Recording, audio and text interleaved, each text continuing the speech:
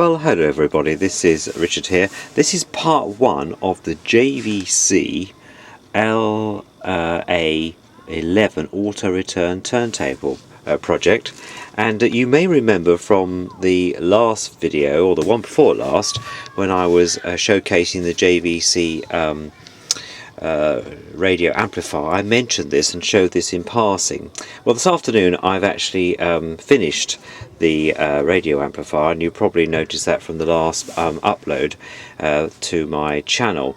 So this afternoon I thought I'd have a first look at this machine. What I've done so far is given it quite a good clean, because it was in quite a dusty state and quite a bit of grime on it, because I think it had been stored for some time.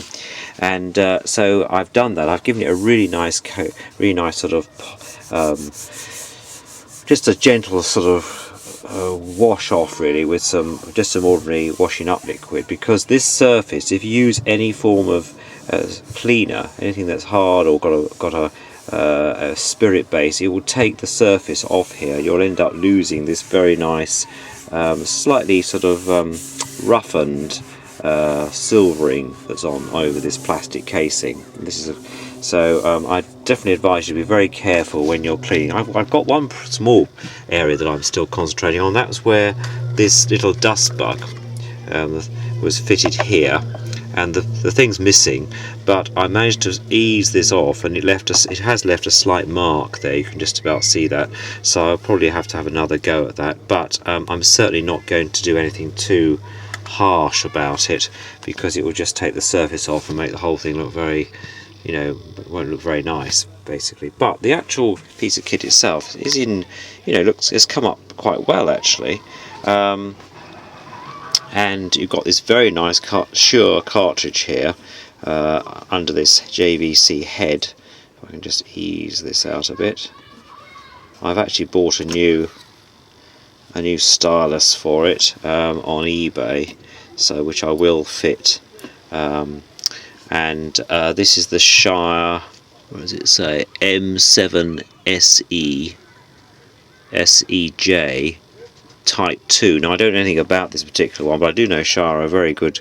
Their carts are particularly nice, actually, and give a good sound output. So if anyone's got any experience with these, I'll be interested to hear once we get to that stage of setting up the whole thing.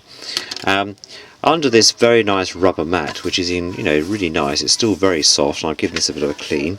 You've got this very nice aluminium platter turntable, and there's a little bit of scoriations here. I've tried to remove these gently with a bit of emery and polish. It's come up a bit, but I think that's probably as much as I can do. The actual turntable itself just lifts straight off. There's no securing.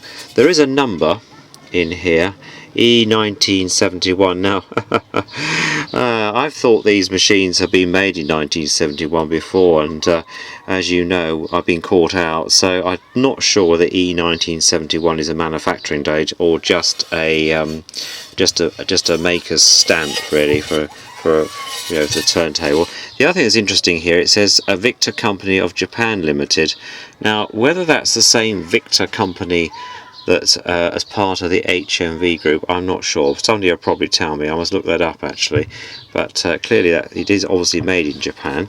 Now, the actual mechanism itself is very traditional in terms of it uses what I call a prowl velocity type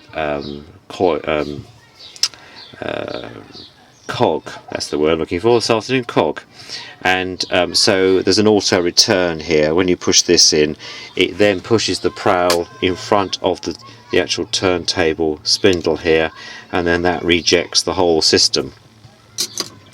The changer is by this mechanism here, so if that's 45 and that's 33, and the belt then moves up and down on the motor here, direct onto the motor spindle. You can see that it's slightly wider at the bottom to allow a faster speed, and thin at the top, which of course reduces it down to 33. It's just a 2-speed machine, this one, so that I shall give that some oil, and just to make sure that mechanism's working. The other thing is you've got a very nice up and down mechanism here, so you can obviously lower and raise the arm, which is quite good if you're wanting to pause any time. Just push it straight up and pull it, let it drop down. It is quite nice.